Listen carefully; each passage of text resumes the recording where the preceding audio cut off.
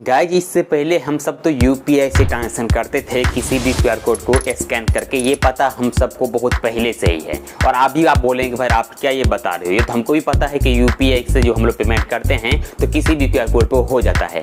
लेकिन गाइज अगर अभी आपको ये बता दूं कि अभी आप क्रेडिट कार्ड से भी आप UPI QR code money transfer कर सकते हैं, तभी आप क्या बोलेंगे, भाई पगल आ गया है क्या, ये असंभव है। गाइज तभी बता दो कि अभी आरबीआई के द्वारा एक नया अपडेट आ चुका है। इस अपडेट के अनुसार अभी आप सब किसी भी क्रेडिट कार्ड से अभी आप यूपीआई क्यूआर कोड पे पेमेंट कर सकते हैं। बट इससे पहले होता क्या था, अगर आपके सेविंग अकाउंट में बैलेंस है तो ही यूपीआई आपका काम करेगा। अगर आपके सेविंग अकाउंट में बैलेंस नहीं है तो आपको यूपीआई काम नहीं करेगा। यानी बैलेंस ट्रांसफर करने के लिए आपके अकाउंट में बैलेंस होना चाहिए तो ही यूपीआई के थ्रू मनी ट्रांसफर होगा। लेकिन गाइस अगर आप मान लीजिए अगर आप गूगल पे एप्लीकेशन यूज करते हैं या पेटीएम एप्लीकेशन यूज करते हैं या फोन पे एप्लीकेशन यूज करते हैं या किसी भी प्रकार का एप्लीकेशन यूज करते हैं जिसमें यूपीआई एक्सेप्टेड है, तो उसमें अभी आप सबको पता होगा कि credit card debit card add करने का ऑप्शन आ चुका है। और हम सब उधर क्रेडिट कार्ड डेबिट कार्ड को ऐड भी करके रखते हैं। चाहे किसी भी प्रकार का एप्लीकेशन हो, उसमें हर एक एप्लीकेशन में क्रेडिट कार्ड डेबिट कार्ड करने का ऑप्शन दे दिया गया है।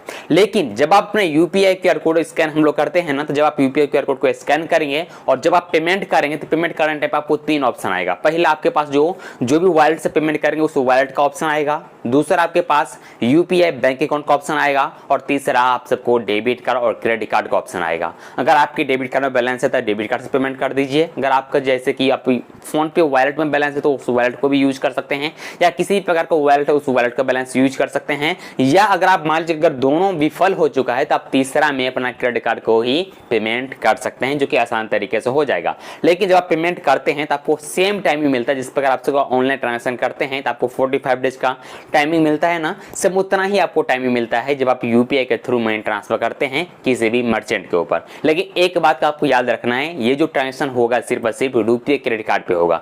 फिलहाल रुपये क्रेडिट कार्ड का नाम दिया गया आरबीआई के द्वारा, बट धीरे धीरे आपको पता होगा कि मास्टर वीजा कार्ड भी इंडिया में खासतौर पर चल ही रहा है, तो ये भी दोनों प्लेटफॉर्म पे आ जाएगा और फिर आप ये भी दोनों नेटवर्क के थ्रू ट्रांजेक्शन आप सब कर सकते हैं। लेकिन फिलहाल जो भी आरबीआई के द्वारा जो गाइडलाइंस दिया गया वो बताया गया कि रुपये क्रेडिट कार्ड के थ्रू और कुछ बैंक का लिस्ट में आपको ऊपर में शो कर रहा हूं, इस बैंक के द्वारा ही अभी आपको फिलहाल जो है ट्रांजेक्शन शुरू हो सकता है। लेकिन आने वाला टाइम में हर एक बैंक आने वाला टाइम में जितना भी नेटवर्क फिलहाल इंडिया में काम कर रहे हैं, जैसे कि मास्टर वीजा रुपये, ये सब नेटवर्क के थ्रू आप सबको यूपीआई ट्रांजेक्शन संभव है और आप सब कर सकते हैं। और साथ ही साथ गाइस बता दूं कि एक और नया अपडेट है, वो आया है विदाउट ओटीपी मनी ट्रांसफर के रिलेटेड। यानी अगर आप सबको पता होगा कि इससे पहले हम लोग बिना ओटीपी का जो किसी प्रकार का बिल पेमेंट करते थे तो वो होता था सिर्फ 5000 तक का। लेकिन सबसे पुराना अपडेट में 2000 होता था, फिर थोड़ा लिमिट इंक्रीज किया, फिर 5000 हुआ और अभी फिर से लिमिट को इंक्रीज कर दिया गया। अभी लिमिट को इंक्रीज कर दिया गया, अभी का लिमिट हो गया टोटल 15000 का। अगर आपको किसी प्रकार का बिल पेमेंट करना है,